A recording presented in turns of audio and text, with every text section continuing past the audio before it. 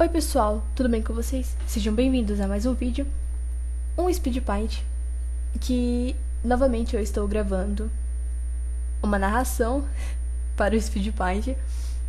E sobre o que é esse Speed Paint? Então, teve um tempo que... vocês lembram que eu já cheguei a falar no Speed Paint anterior que eu tava fazendo uma animação de Natal, mas a animação eu acabei desistindo dela. É que eu já tive essas ideias de tentar fazer animação num tempo livre, mais ou menos, como um passatempo. E não tava dando muito certo aquela animação, porque eu não tava usando um programa próprio.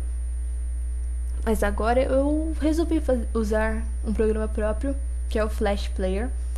E eu resolvi criar um personagem para começar a treinar a animação com Flash. E eu pensei em algo simples. Não foi exatamente pensado, foi mais uma inspiração depois de tanto eu assistir os vídeos daquele Animation vs Animator. Eu adoro esses vídeos, a série, eu já reassisti várias vezes. E resolvi me inspirar para fazer animação em Flash, tentar pelo menos. E esse personagem aí do Speed Paint que eu resolvi criar, que ele se chama Stink, e não tem muito sobre a história dele. Daí eu criaria a história conforme eu treino a minha animação com Flash. E eu gostaria de saber a opinião de vocês sobre isso.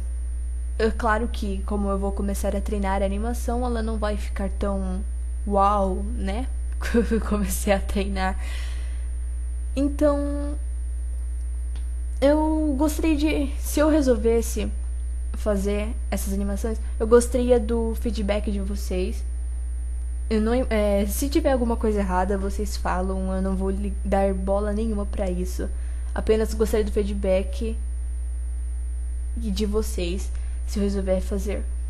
E aquela animação de Natal que eu tava falando, eu ainda vou pensar em refazer ela, mas não pra esse ano. Até o final do ano eu estou pensando em começar a animação de Stink. Era basicamente isso que eu gostaria de falar com vocês. É simples, muito simples.